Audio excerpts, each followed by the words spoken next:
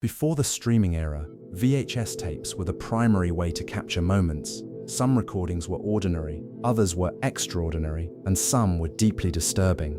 Among the most shocking tapes ever discovered, one is tied to a murder that took place in 2006 in the state of Idaho, a case that shook the local community and later gained national attention. Cassie Jo Stoddart was a 16-year-old girl living in Pocatello. In August of 2006, she was brutally murdered by two young men, Brian Draper and Tori Adamsick. During the investigation, authorities found a partially destroyed videotape at a remote location connected to the killers, and the contents of that recording completely changed the case. The existence of the tape revealed that the crime was not impulsive, but planned.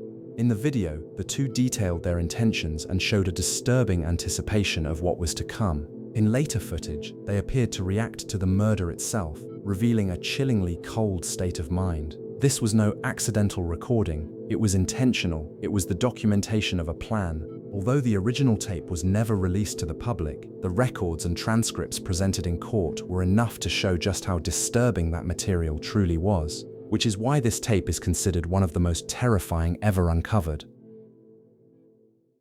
Death count. We're not going not to get caught, Brian. If we're going for guns, we're just gonna end it. We're just gonna grab the guns and get out of there, kill everybody, and leave. We're going to make history. We're gonna make history. For all you FBI agents watching this, you weren't quick enough. We were quick enough, and you weren't smart enough. And we're going over to Nixon's house. We're gonna go snoop around over there and try to see if she's home alone or not. And if she's home alone, splat. She did. Don't put your humor into this, Brian. I'm not putting humor into it. We've already snooped around her house a couple times. She's not home, so we're gonna go to the church over there, and we're gonna call a girl and a guy named Cassie and Matt. They're our friends, but we have to make sacrifices. So, I feel tonight it is the night, and I feel really weird, inside my stomach and stuff. And I feel like I want to kill somebody. I know that's not normal, but what the hell? I feel we need to break away from normal life. How bright is this light? There it is. This is faster. Okay. Now we're gonna go over to Cassie and Matt's house. If they're home alone, we're gonna Cassie's house. Matt is there. Matt is there. Sorry. We're gonna knock on the door. We'll see who's there. We'll see if their parents are home or not. If they're home alone, we will leave our way, and then we will come back in about 10 minutes. We'll sneak in through the door because chances are they're probably in Cassie's room. So we'll sneak in the front door. We'll make a noise outside, and Matt will come out to investigate, kill him, and it will scare the shit out of Cassie. Okay? Well, sounds like fun. We'll stay tuned. In this case, the recording stopped being just a means of documentation and became a witness to a premeditated crime, preserving the thoughts and actions of two individuals before and after they took a life. Brian Draper and Tori Adamsick were convicted of first-degree murder. On August 24, 2007, both received life sentences with no possibility of parole. But another tape, found years earlier, would also become one of the strangest cases on record. The story of the so-called Stockton fire tape begins with a completely random discovery. In August of 1989, a father and son found an abandoned VHS tape on the side of a road near Stockton, California. When they played it at home, they were confronted with grainy footage of a house engulfed in flames, filmed from very close range. Over the video, a disturbing voice could be heard. This is my domain, my hell. Look at it, Omar. This is what I've been doing on your week's vacation. Look at the flames. Listen to the coyotes yell. The fire department's trying to put it out. Taunting the rescue crews. With no clear indication of a date or location, investigators were unable to immediately connect the recording to any known case, so the family and local authorities turned to the show Unsolved Mysteries. When the episode aired, thousands of people sent in tips, and that's how the truth began to surface. The burning house on the tape was located on Colton Court in Redwood City, and it had been destroyed by arson on August 15, 1988. With the location finally identified, police reopened the case and managed to trace the tape back to two teenagers. One of them, who was already 19 years old when questioned, confessed to starting the fire and recording everything. But the investigation revealed something even bigger. He was connected to a series of arsons across the region. Reports from the time pointed to as many as 27 incidents in San Mateo County between 1987 and 1988.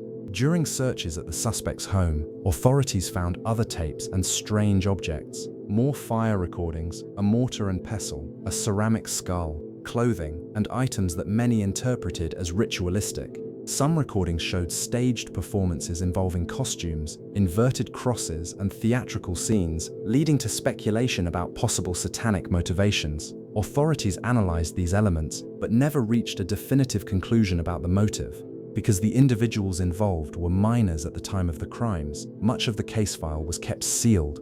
Reports indicate that one of the teens was sent to a juvenile detention facility, while the other received psychiatric treatment. In this case, Unsolved Mysteries was instrumental in identifying the location of the fire. In total, those responsible were linked to 11 fires, causing approximately $2 million in damage. Over time, several theories emerged to explain the strange behavior captured on the tapes. Some believe in ritualistic motivations, while others see nothing more than vandalism driven by an addiction to adrenaline, teenagers dramatizing their own crimes for the camera. There are also those who argue it was all fueled by resentment toward urban sprawl, since many of the fires targeted areas under construction.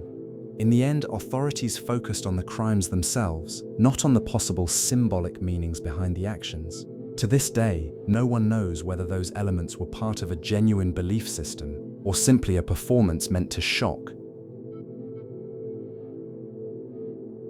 In July of 2018, authorities in Flint, Michigan, arrested a 60-year-old man named Gilbert Benny Conway. He was charged with multiple crimes, including kidnapping, sexual abuse, and other serious offenses. The investigation revealed that Gilbert had allegedly committed these acts over the course of nearly a decade, affecting countless victims. During a search of his home, officers made a shocking discovery: approximately 500 VHS tapes. According to prosecutors, many of them contained recordings of the crimes themselves. The sheer quantity and nature of the material suggested that Gilbert may have had dozens, perhaps even hundreds of victims over the years. To analyze the evidence, the county allocated resources to digitize every single tape, allowing investigators, including the FBI, to examine the contents in full. Early reports indicated that the recordings matched victim testimonies and were instrumental in identifying additional people who had been affected. As the investigation advanced, the charges against Conway only kept growing. By 2023, he faced a total of 187 counts, including kidnapping and sexual abuse. The tapes were never released to the public for obvious reasons, but they played an essential role in the conviction, ensuring justice for the victims. But the next case involves a piece of lost media wrapped in mystery. A video posted on YouTube tells the story of a group of children who disappeared in the 1980s. According to the account, the only thing found during the search was a single VHS tape abandoned near the entrance of an old drainage tunnel. When you watch the recording, you see the children exploring the inside of a concrete tunnel system. They're talking, pointing the camera at walls covered in graffiti. At first glance, there's nothing frightening about it. The real terror is in the way the tape ends, abruptly. Entering a neighborhood with people's vacation. Whoever that is, please find it. You can't say much down here.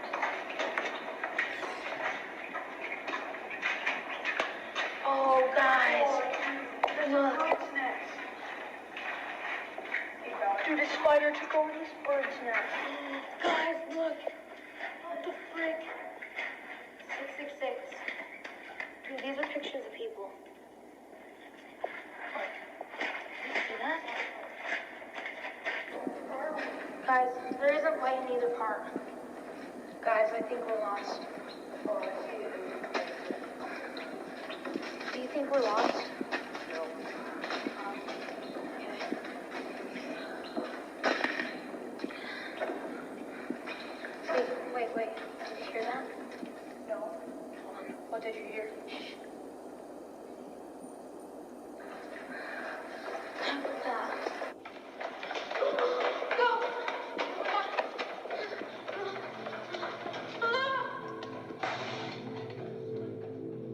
The image quality is poor. The video starts breaking up, full of static, as if the signal is weak or the battery is dying. The children get lost inside the tunnels until something frightens them and they begin to run in a panic. The final moments are deeply unsettling. The flashlight flickers, the camera whips around, back toward the direction they came from, and then it cuts. The tape was reportedly found alongside some of the children's belongings, suggesting a grim fate. Some believe there was something inside the tunnel pursuing the group. Others say the tunnels may have begun to flood and they were swept away by the water. The strangest part? There are no official records whatsoever, no police reports, no newspaper archives that confirm this case ever happened. And yet, despite all the inconsistencies, the footage is realistic enough to feel plausible. But another case, this one fully documented, also involves a deeply disturbing recording. In August of 1984, a Cessna aircraft took off from Granby, Colorado, on what was supposed to be a simple recreational flight. On board were the pilot, James Cadell, and his passenger, Ronald Hugh Willman. The plane never reached its destination, and despite aerial searches, not a single trace was found.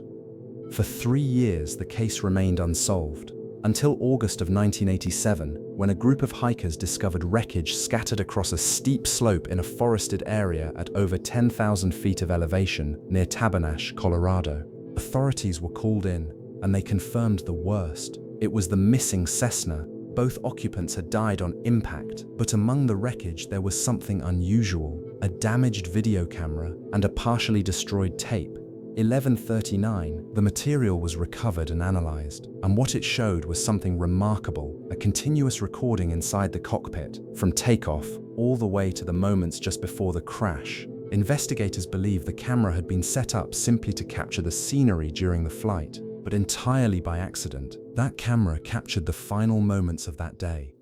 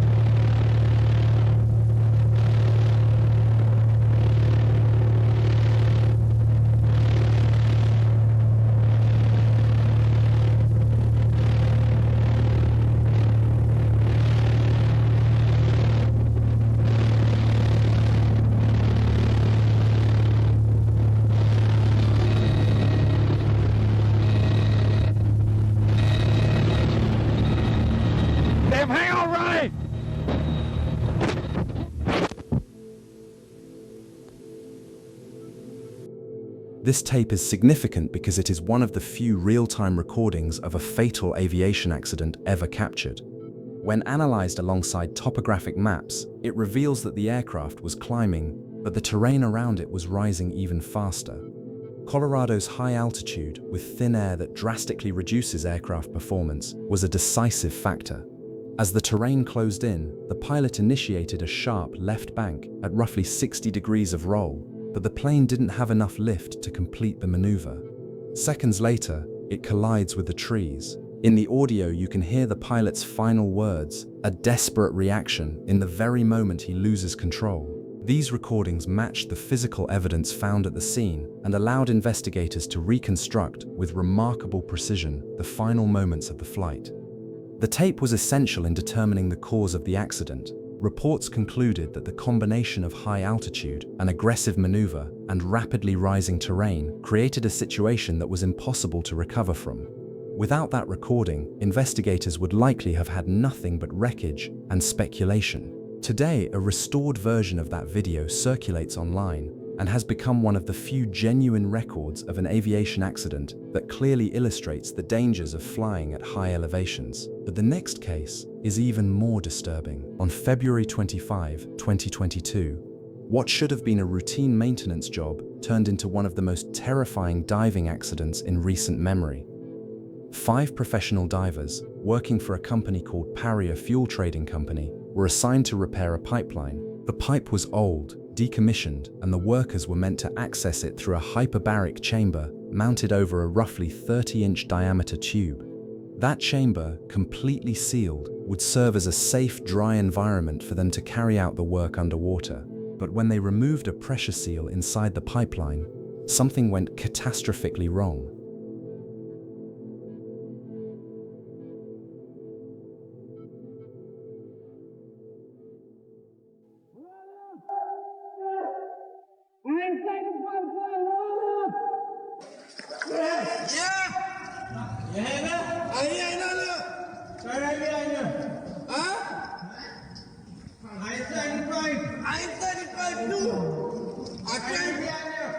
I tried to come up. General. Yeah. Get out. We have to go. We have to start moving.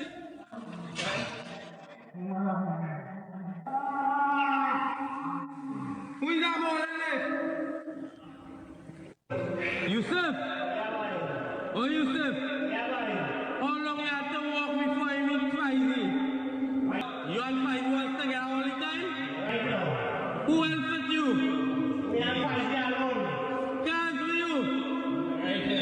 Right there, where?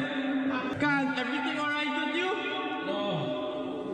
Any elements break? Your leg, alright.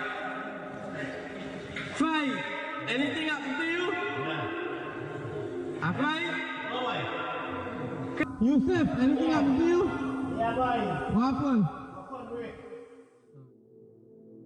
A fatal pressure imbalance created an extreme differential, similar to a vacuum.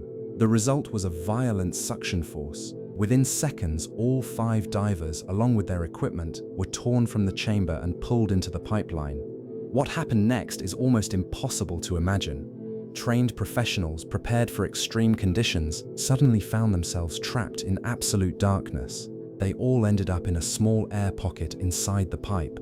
It was their only chance at survival.